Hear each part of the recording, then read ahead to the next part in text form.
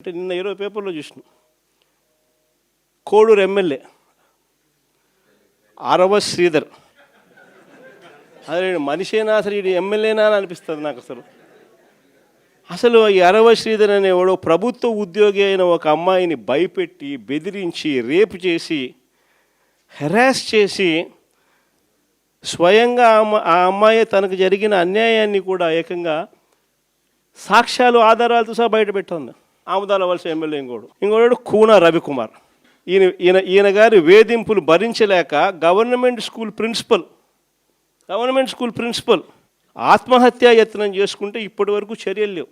సతివీడు MLA కోనేటి ఆదిమూలం ఒక మహిళను బలాత్కారం చేసిన చివరికి ఆ అధికారిని ఉపయోగించి ఆ కేసునే క్లోజ్ చేయించుకుంటారు.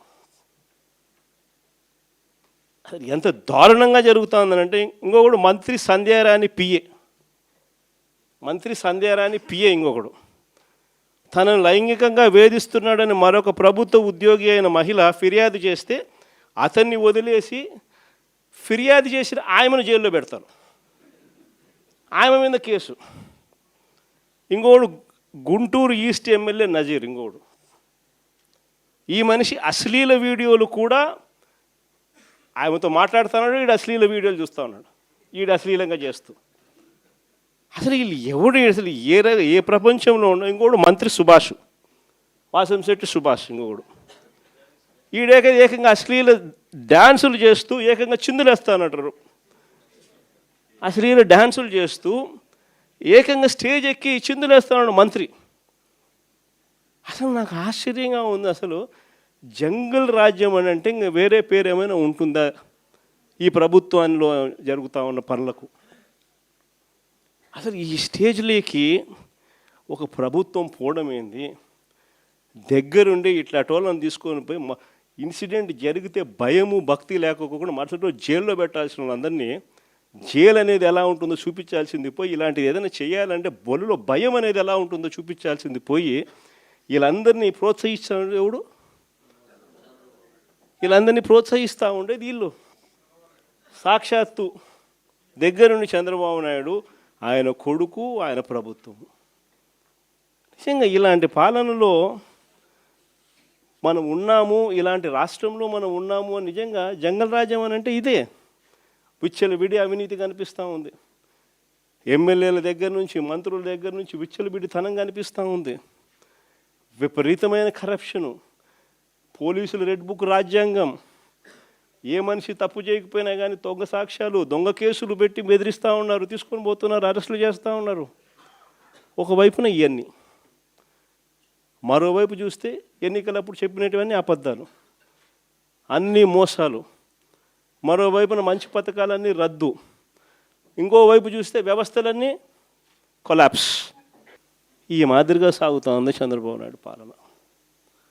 ఇలాంటి దుర్మార్గమైన పాలన మధ్య వైఎస్ఆర్సీపీ కార్యకర్తలు ప్రజల తరపున నిలబడే ఒక గొప్ప యజ్ఞం చేస్తూ ఉన్నారని చెప్పి గర్వంగా చెప్తాను. ఇలాంటి పాలన మధ్య ప్రజలకు నిజంగా వైఎస్ఆర్సీపీ పార్టీ అవసరం ఉంది. ప్రతి కష్టంలోనూ మనకు ప్రజలకు తోడుగా ఉండాల్సిన ధర్మం మన మీద ఉంది. కాబట్టి నేను మీ అందరికీ కూడా ఒకటే చెప్తా ఉన్నా, చూస్తా 2 ఏళ్ళు అయిపోయింది. ఇంకా కళ్ళు మూసుకొని కళ్ళు తెరిచేసరికి ఇంకా 3 ఏళ్ళే ఉంది. ఈ 3 ఏళ్లలో కూడా ఇంకొక 1.5 సంవత్సరం గడిస్తే ఆ తర్వాత నా పాదయాత్ర కూడా స్టార్ట్ అవుతుంది.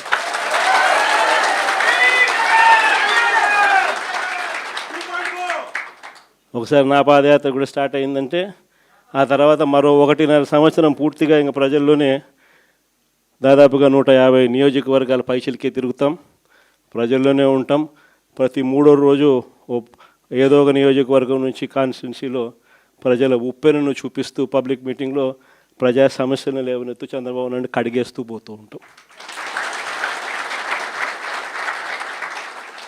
కాబట్టి మీ అందరికీ కూడా నేను ఒకటే చెప్తా ఉన్నా, మీ అందరూ కూడా చినిమిల్ నాయుడు అని ఉన్నాడు, పాపం సౌమ్యుడు, ఏమన్నా చెప్పు సౌమ్యుడు అని చెప్పి మాత్రం అనాల్సింది. నేను ఒకటి చెప్తా ఉన్నా, మీరంతా కలిసికట్టుగా ఒకటి కావాల్సిన అవసరం ఉంది. చంద్రబాబు నాయుడు గారు సాగిస్తూ ఉన్న ఈ పాలనను ప్రతి ఇంట్లోనూ చర్చనీయాంశంగా జరిగించాల్సిన అవసరం ఉంది. ఈ పాలన ఎంత అన్యాయంగా ఉంది అనేది ప్రతి ఇంట్లో చర్చ జరగాలి.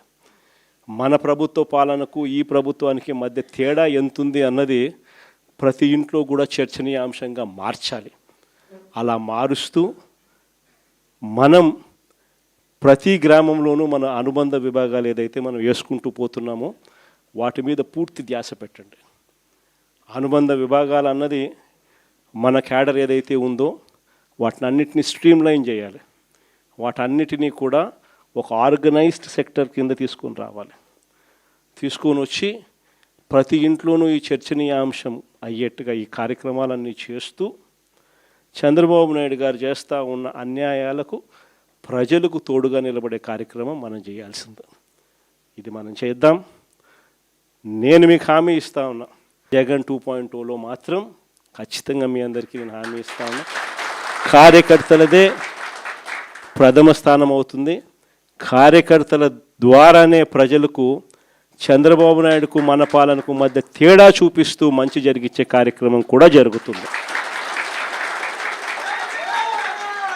మంచి చేయాలి అని చెప్పి ఒక నాయకుడిగా తపన ఉన్నప్పుడు పాలన ఎలా ఉంటుంది అన్నదానికి నిదర్శనం మన పాలన అయితే, పాలకుడు అనేవాడు అధ్వానంగా ఉంటే చెయ్యాలనే చిత్తశుద్ధి లేకపోతే పాలన ఎలా ఉంటుంది అన్నదానికి చంద్రబాబు నాయుడు గారి పాలన అద్దం పడుతుంది.